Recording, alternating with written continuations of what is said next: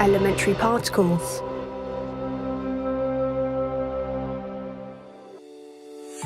Since the 19th century, the science of our modern civilization started to use the new view of atom as of the smallest part of chemical element.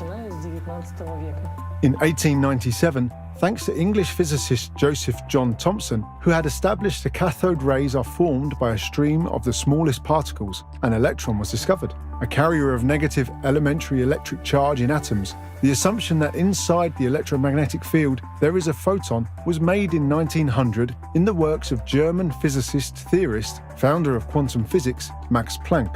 In 1905, Albert Einstein, developing Planck's idea, postulated that electromagnetic radiation, or light, is nothing but a stream of separate quants, that is, photons, and the direct experimental evidence of the existence of photon was already obtained by American physicists by Robert Millikan in 1912 to 1915 and by Arthur Compton in 1922. In 1919, English physicist Ernest Rutherford, as a result of the research in nuclear disintegration, discovered a proton, an elementary particle with a positive charge. In 1930, Swiss physicist Wolfgang Pauli postulated the existence of an elementary particle which almost does not interact with substance. And then in the mid-1950s, American physicists Frederick Reines and Clyde Cohen experimentally confirmed the existence of a neutral stable particle, neutrino. In 1932, English physicist James Chadwick, during his research on the interaction of alpha particles with beryllium, discovered a neutron, an elementary particle which is part of an atomic nucleus and which mass is close to a proton but has no electric charge.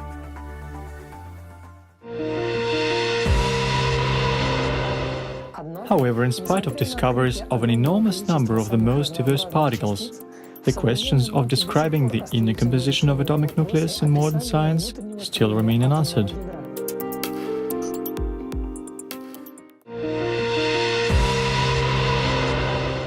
Since 1930 and almost to the beginning of the 1950s, the research of elementary particles was closely connected with the research of space rays.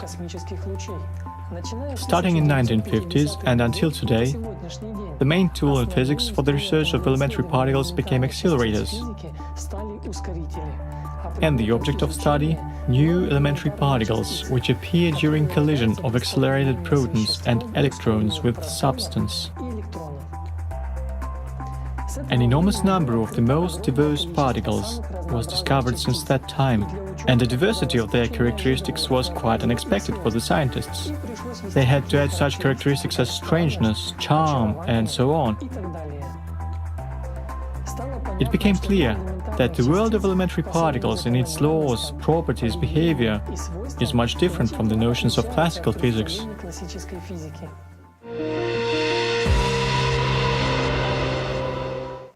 Today, an important discovery in the field of study of elementary particles is considered to be one of the results received with the help of Large Hadron Collider.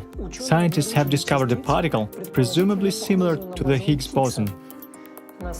Actually, what scientists have found is not the Higgs boson.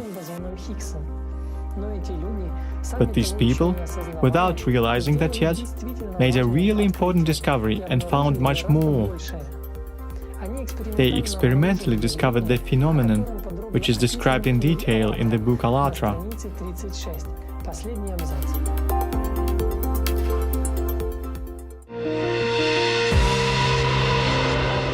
Nowadays, physicists only complicate conditions of external observation, but so far they have no opportunity to observe subtle processes and understand regularities occurring within the system of the microcosm. For a consumer society, such riding around the bush is a natural process.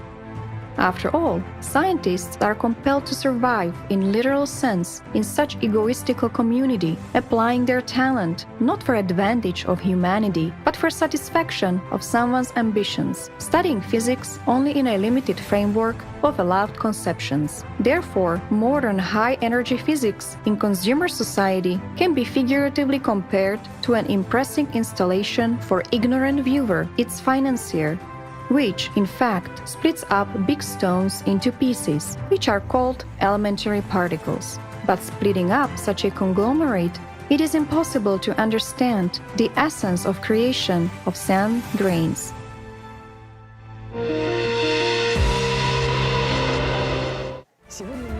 Today, many physicists try to come back again to the initial moment experimentally, to the direct way which their predecessors left.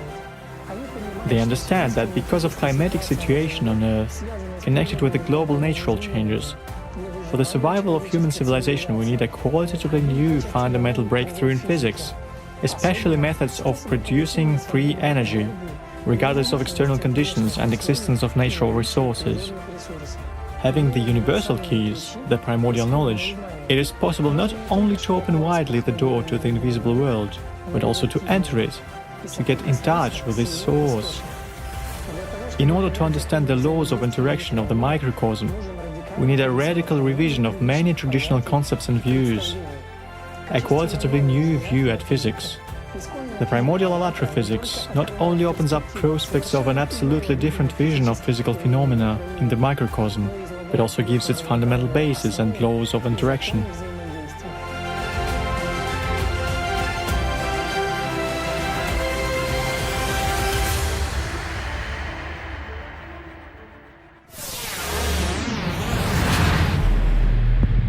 Primordial Allatra Physics.